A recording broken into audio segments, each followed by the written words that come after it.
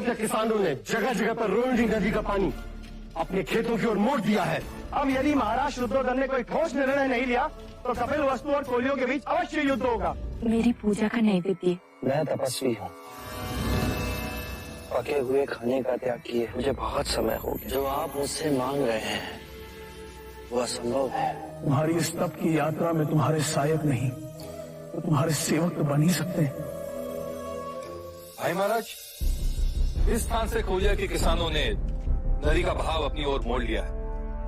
उन्होंने तो ठान लिया कि अब खून की नदी बहाकर ही चैन लेंगे।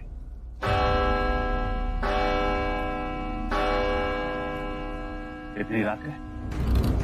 सैनिक,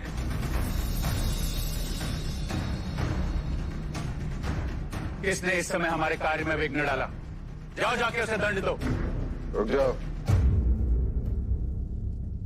ये तुम क्या कह रहे हो अनुज? कोई याचना लेकर आया होगा। जाओ, कौन है? लेकर आओ उसे।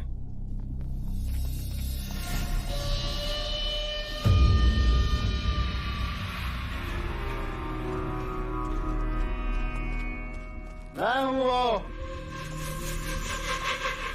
कौन है यहाँ पे जो मेरी याचना सुनेगा? क्या याचना है?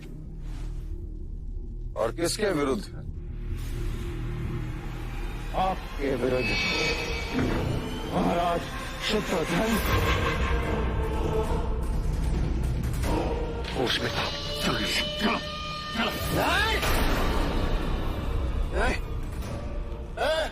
अपनी याचना सुनाए बिना यहाँ से नहीं जाऊंगा। महाराज शुद्धोधन, आपने मुझे सदा अपमानित किया है।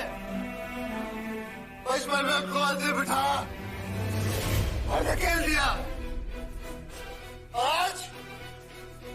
आज पहले अध्यक्ष के आसन पे बिठाया, वो मेरे हाथ पकड़ के उठा लिया। पूरी शासकीय सभा के सामने मैं हंसी का पात्र बन गया। तुम क्यों नहीं समझोगे? चलो यहाँ से।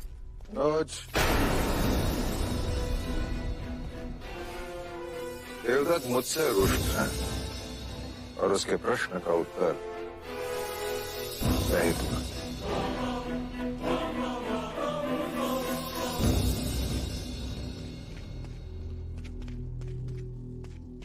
पुत्र,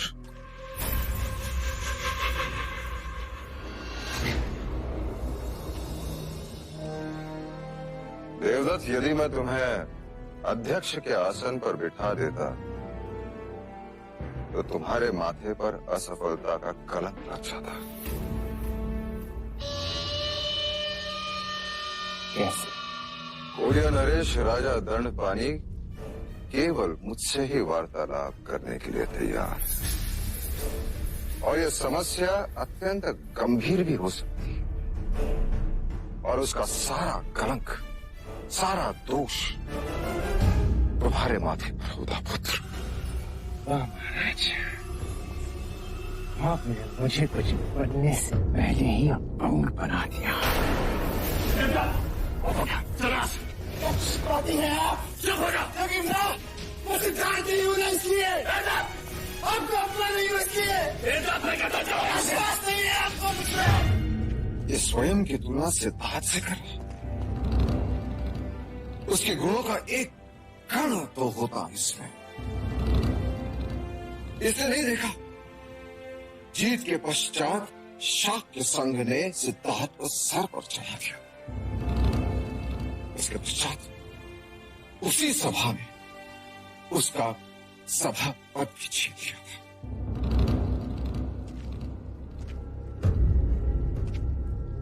मेरी नियति यही थी कि परस्पर क्लेश को बुझाते मेरी आयु बीत जाएगी।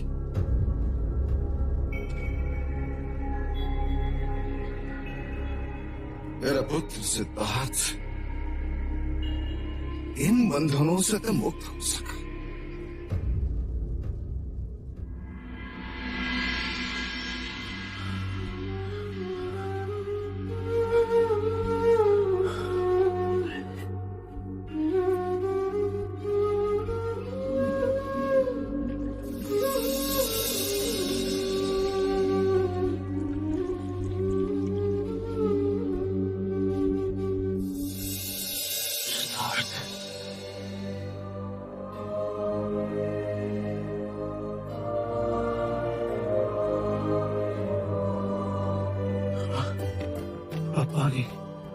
थोड़ा जल ग्रहण कर लो।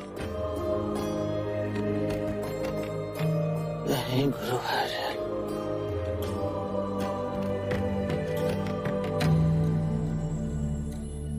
मैंने जल भी त्याग दिया।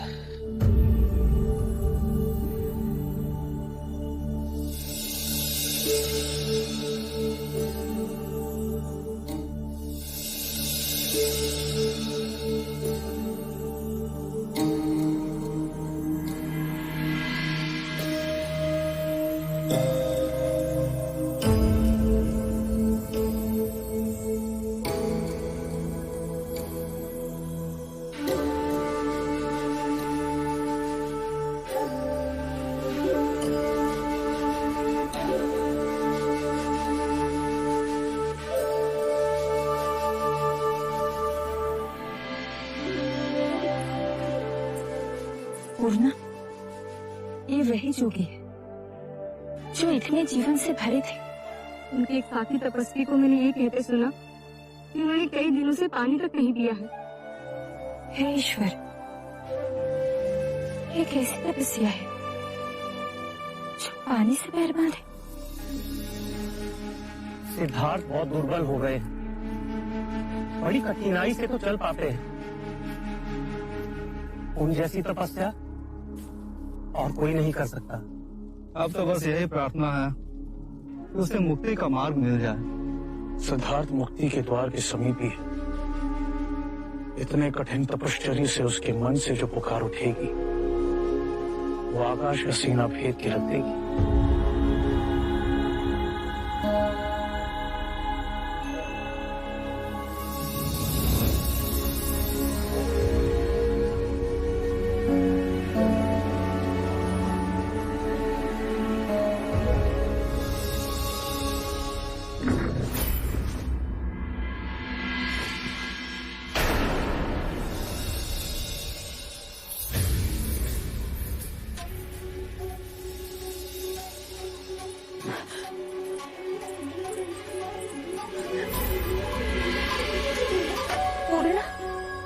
वही जोगी सिद्धार्थ है। पानी लेके आओ।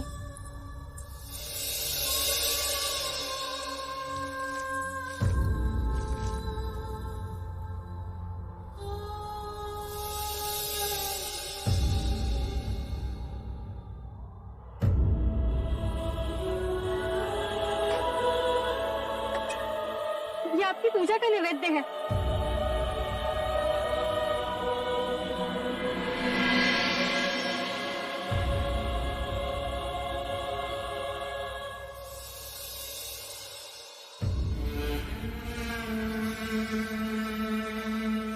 जब आप यहाँ आए थे तो कितने ओजस्वी थे। क्या खोज रहे हैं? इसके कारण आपकी ये दुर्दशा हो गई।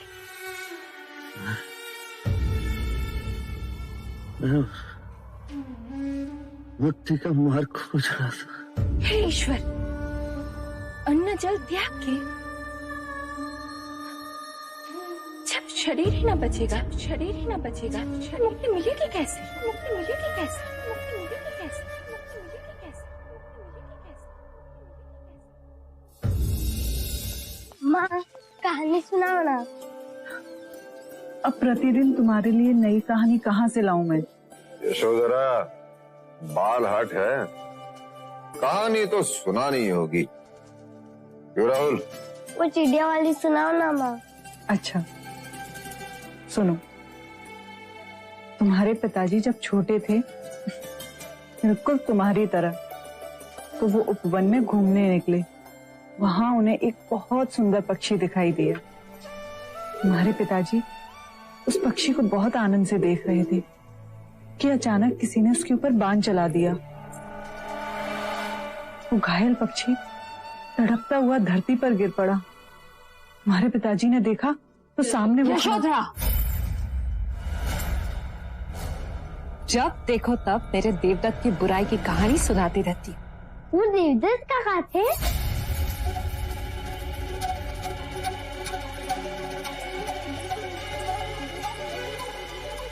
आज तक कुपात्र का नाम नहीं बताया था, आपने तो स्वयं ही बता दिया।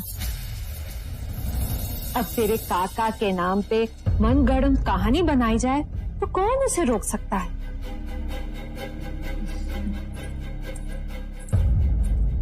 राहुल, बैठ। तेरे अपने पिताजी जिनकी इतनी आरती उतारी जाती है, तो तुझ बेचारे के सुध लेने भी ना आए। माँ, पिताजी कहाँ गए हैं? बोलो यशो।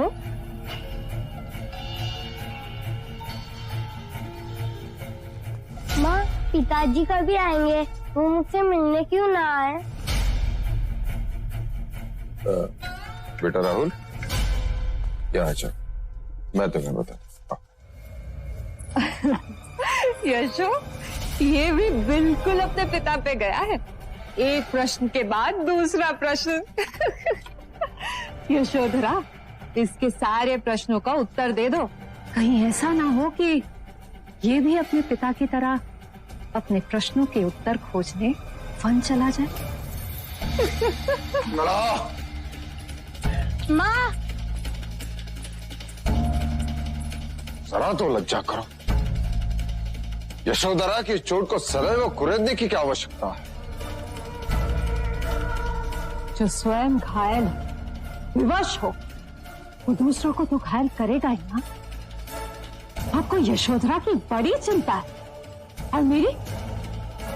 आज भी जब मैं आपको देखती हूँ तो तेरे पुराने घाव फिर से हरे हो जाते हैं। तेरे क्रोध की और परीक्षा न लो। मुझसे किए हुए छल का घाव तो ना भर सके और मुझे आंखें दिखा रहे। मेरे टूटे हुए मन से पुकार निकली और भगवान ने आपका भी सर्वनाश कर दिया।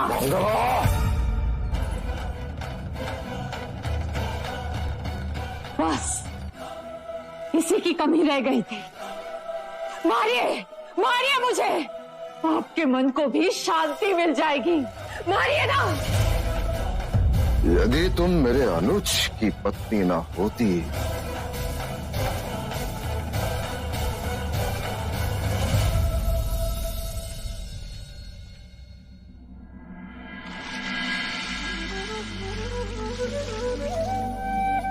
शरीर को सुखा मैंने केवल अपना ही घात किया। यदि परम सत्य मुझे मिलेगा तो शरीर के साथ ही मिलेगा, ना कि उसे सुखा और गलाकर। जिस बात को बड़े बड़े गुणी ज्ञानी ना समझा सके, वो सहज एक गांव की अज्ञानी सुजाता ने समझा दिया।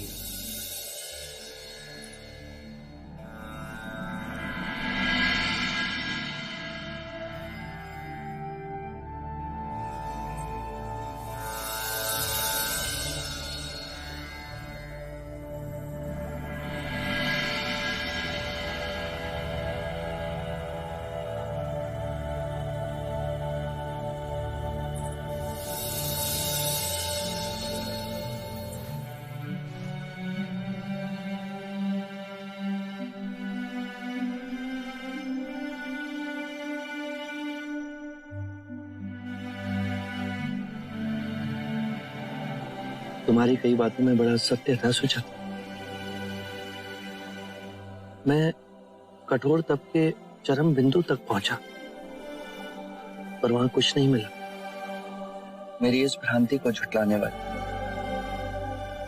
तुम मेरी प्रथम गुरु।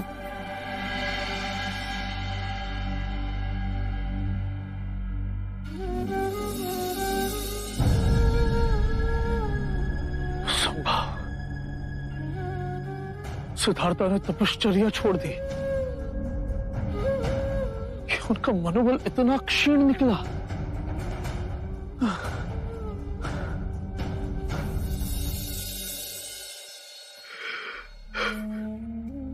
आपकी ही राह देख रहे थे,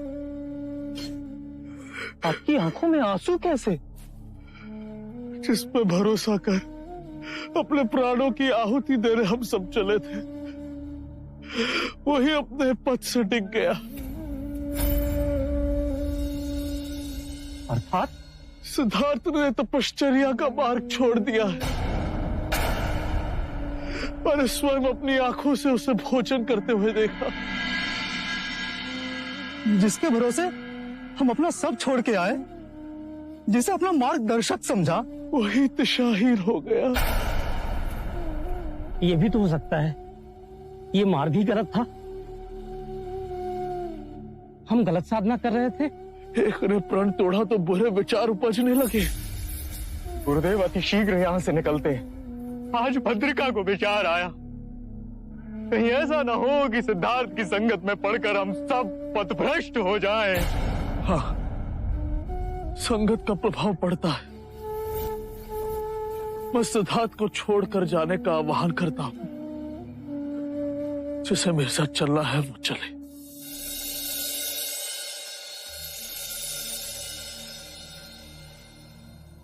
डरो मत। ये घास लिए कहाँ जा रहे हो? अपनी भैंसों के लिए। नहीं, मैं छोटी जाति का हूँ, अछूत हूँ। अगर आप मुझे छुएंगे तो आप अपवित्र हो जाएंगे। नहीं, तुम्हारे छूने से मैं अपवित्र नहीं हो सकता। मेरा नाम सिद्धार्थ। तुम कौन हो? मैं स्वस्ति हूँ। आप सन्यासी हैं? हाँ, इस वृक्ष के नीचे बैठ मैं साधना करूंगा। मैं इस कुशागार से आपके लिए आसन बना दूं? अवश्य। तुम्हारे हाथ से बने इस आसन पर बैठ मुझे प्रसन्नता होगी।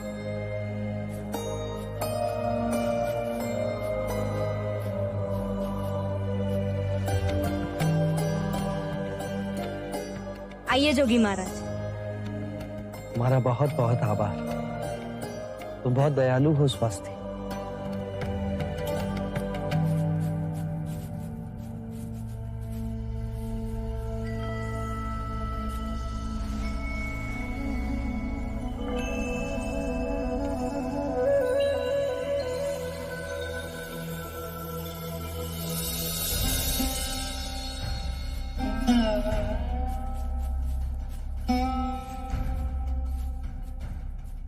सिद्धार्थ,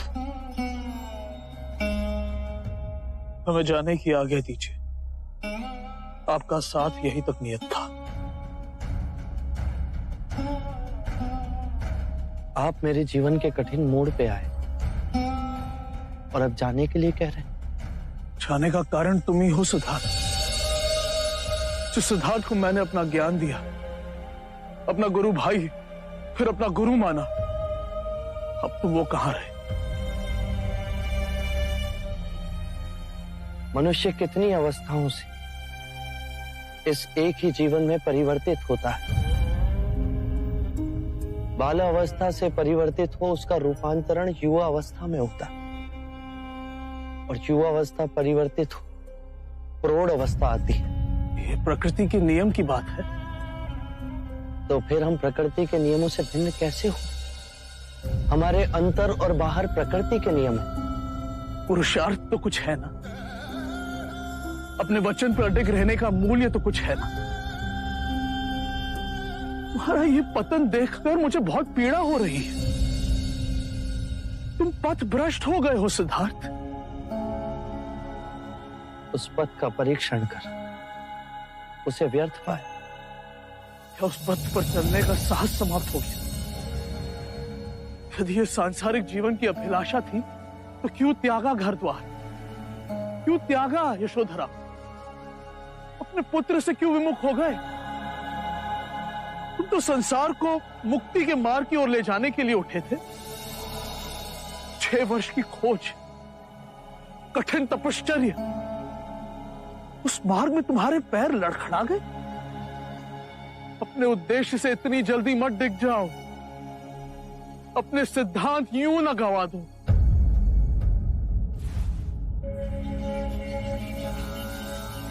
गुरुवर्य,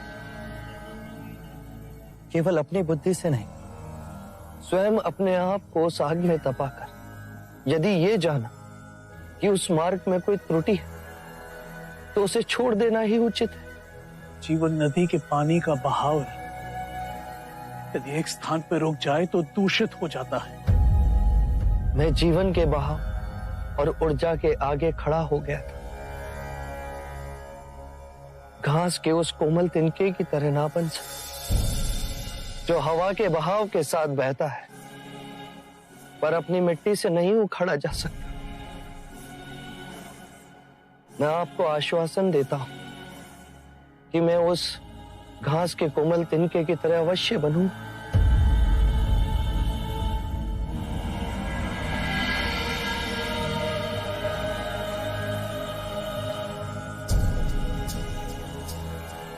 गुरुवर्य, मैं मनुष्य जाति की मुक्ति का मार्ग अवश्य खोजूं और वो मार्ग आपको दिखाने में अवश्य लौटूं।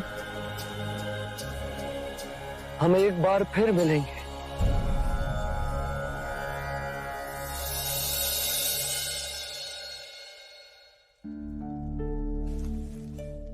यशो, कहाँ गए?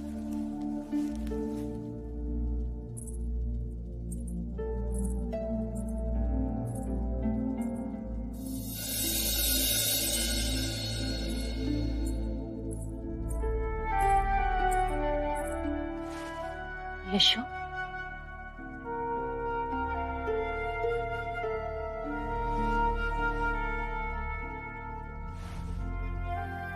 क्या हुआ पुत्री? तू यहाँ क्यों सो रही है? आप मेरी चिंता ना करें। यशो, बोलना। कुछ दिनों से मन में बहुत छटपटाहट हो रही है और फिर कल रात ही मेरे स्वप्न में भी आए थे। सिद्धार्थ तेरे मन से गया ही कब था? हाँ, पर अब तो भेंट केवल स्वप्न में ही होती है। हाँ, कल मैंने देखा कि ये घास की शैया पर सो रहे हैं और आज जब मैं मंदिर गई तो एक साधु एक पेड़ के नीचे घास पर सोते दिखाई दिए और उन्होंने अपनी बाहों को सिरहाना बनाया था। तो मुझे लगा कि मेरे स्वप्न और यथार्थ के बीच कुछ तो संकेत है। सिद्धार्थ ने जो मार्ग चुना है उसमें सुख और आराम कहाँ? उन्होंने जो मार्ग चुना है उसमें मैं उनकी सहभागी न बन पाई, पर सहयात्री तो बन सकती हूँ।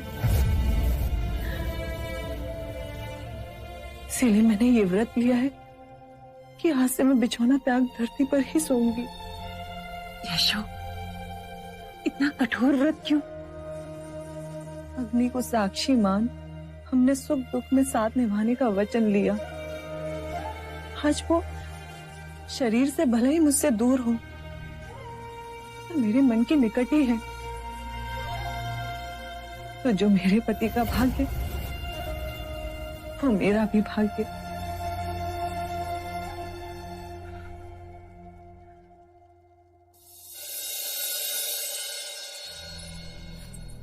तो तुम मेरा पीछा नहीं छोड़ोगे? कदापि नहीं। आपको उरुविला छोड़ने की क्या आवश्यकता थी? इतने घने जंगल में आप करेंगे क्या? ध्यान और तपस्या। वो तो आप नदी के तट पे भी कर सकते थे।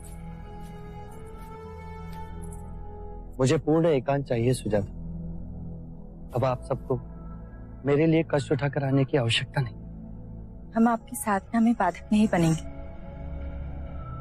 किंतु एक समय का भोजन आपको स्वीकारना होगा। हाँ तो कहिए। हाँ, बालपन के हट के आगे कभी कोई टिका है क्या?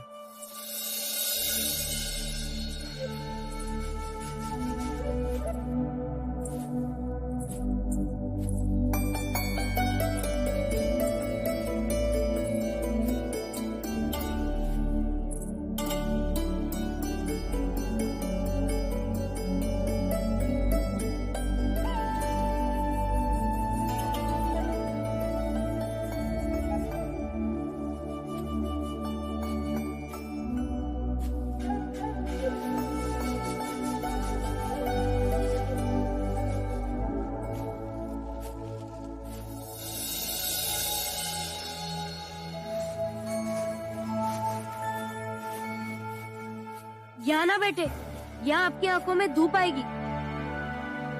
साधना के लिए पूरब दिशा उत्तम। क्यों? पूरब से सूर्य उदय होता है। साधक इस दिशा को शुभ मानते हैं। अब आप लोग जाइए।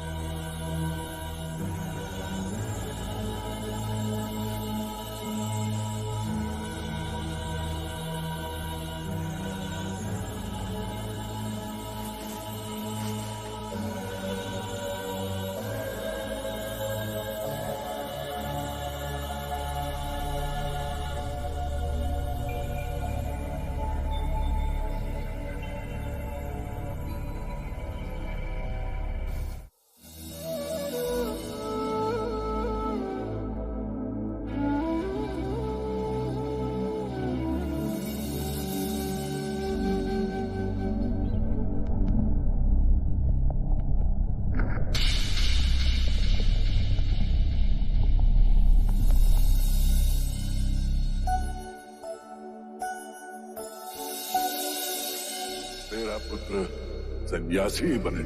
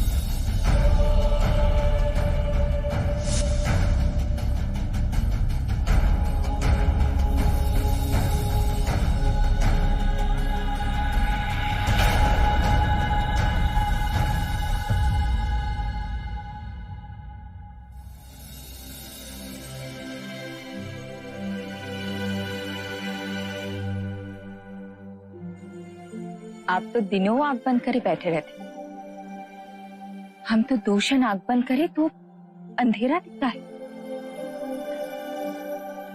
आपने क्या देखा? पूरा जीवन आंखों के सामने से निकल गया। ये पेड़ हर ऋतु में अपना रूप बदलते हैं।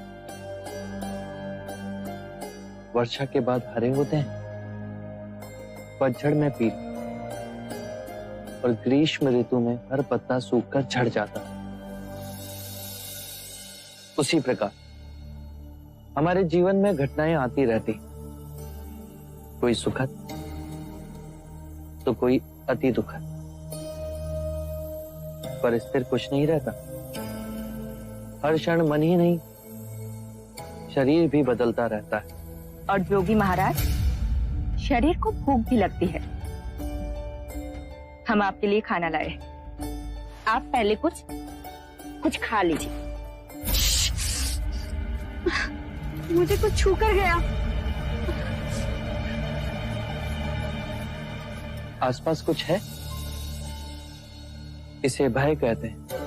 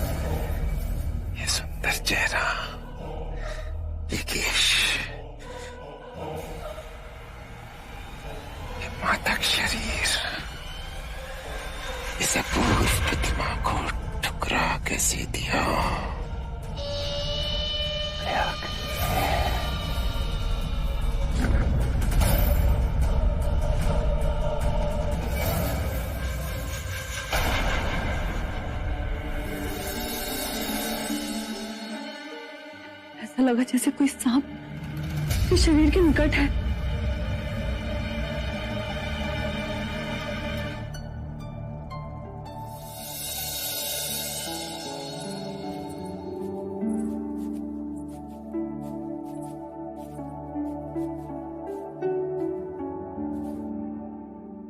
आज भी जोगी ने आंखें नहीं खोली। खीर के दोने जस के 10 परे हैं।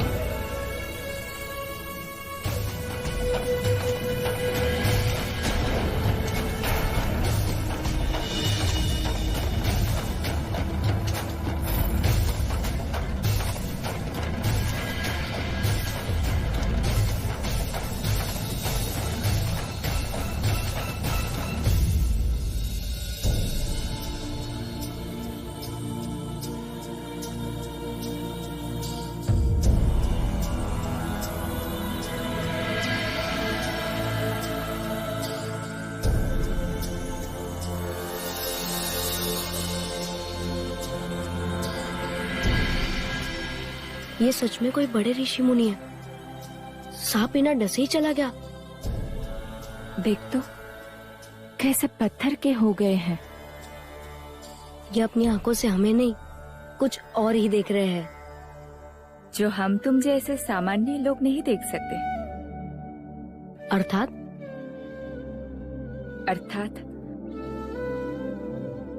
गगन के उस पार। क्या पता कोई अद्भुत दुनिया हो।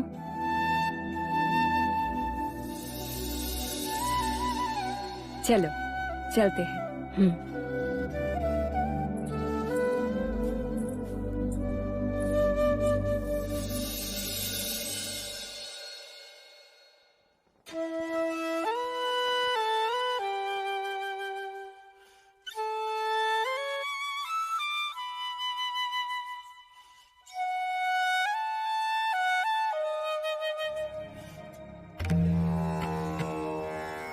जाओ खेलो।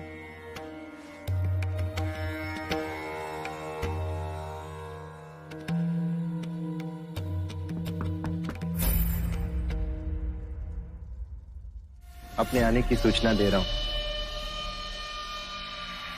आ जाओ।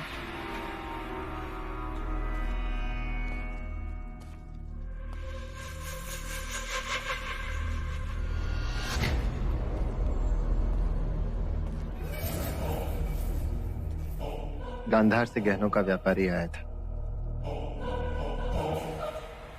मैंने देखा तो तुम्हारी याद आ गई। सोचा सिद्धार्थ तो है नहीं, तो क्यों ना मैं ही तुम्हारे लिए कुछ ले लूं।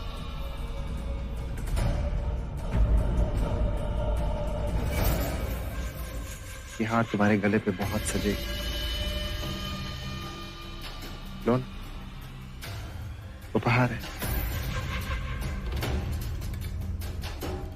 तुम तो ऐसे देख रही हो जैसे कोई सांप दिख गया।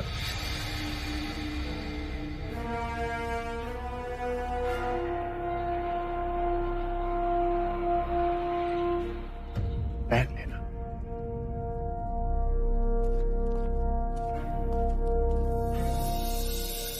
सुनो, मेरी ओर से ये हार उपहार।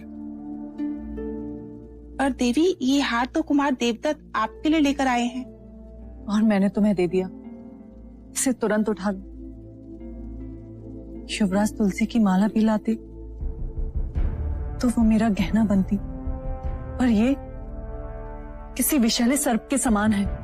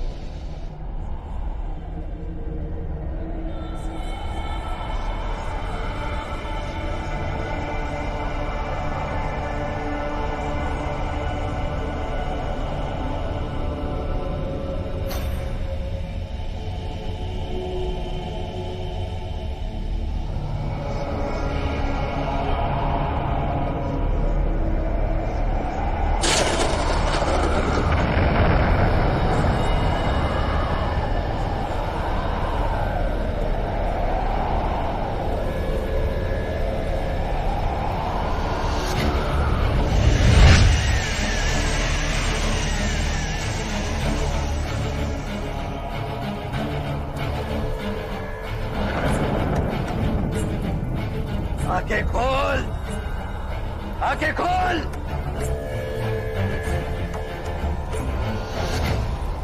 कौन हो तुम? लौकिक जगत में मुझे मारा कहते हैं, पर मैं तेरा ही रूप हूं। मैं भावनाएं हूं, पर तेरी। मन जो विनाशी है, उसके आगे मैं उस अलौकिक जगत में जा रहा हूं जो अविनाशी। अब तो उस अलौकिक जगत में नहीं जा सकता। तेरे तप की सीमा आ गई है और अब उसके आगे तुम मुझे बांध नहीं पाओगे। मैं तुमसे मुक्त हो जाऊंगा, पर मुझसे विमुख होकर नहीं। काम, क्रोध, मद, लोभ, माया, ये मेरे अस्त्र हैं। पहले मुझसे युद्ध कर। नहीं, युद्ध से भावनाएं प्रबल होती हैं और फिर से यही भावनाएं इसी माया चक्र में फंसाती हैं। मैं इसी कर्म चक्र से परे जा रहा हूं, असंभव। जहां किसी काम का स्पर्श ना हो, जहां कोई माया उलझा ना सके, जहां कोई मोह बांध ना सके, जहां क्रोध जला ना सके। कामना, इच्छा, वासना, ये मेरी पुत्रियां हैं। पहले इनसे तो बच।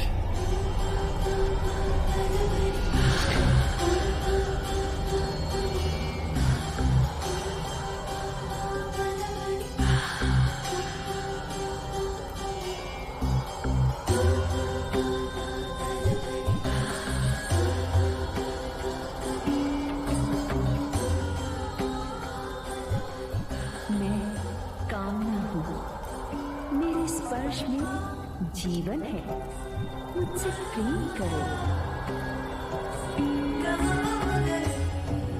मैं वासना हूँ, मेरे मन में वो अनुभव है जिसके लिए मनुष्य तरसता है।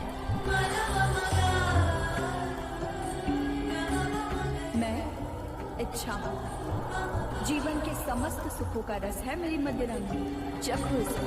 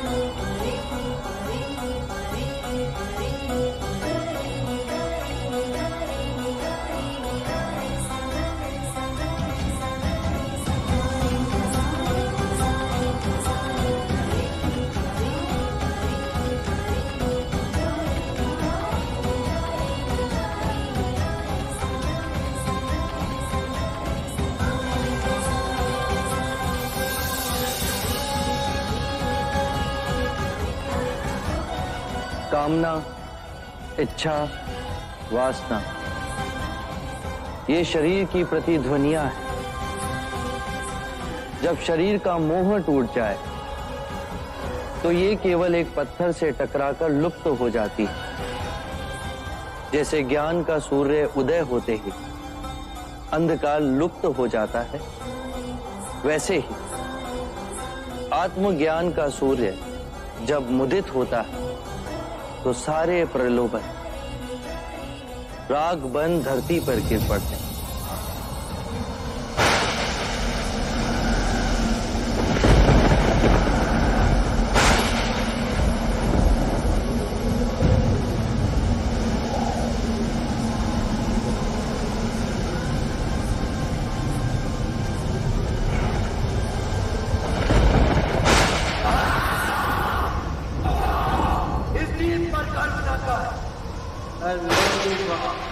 अवश्य लौटूंगा।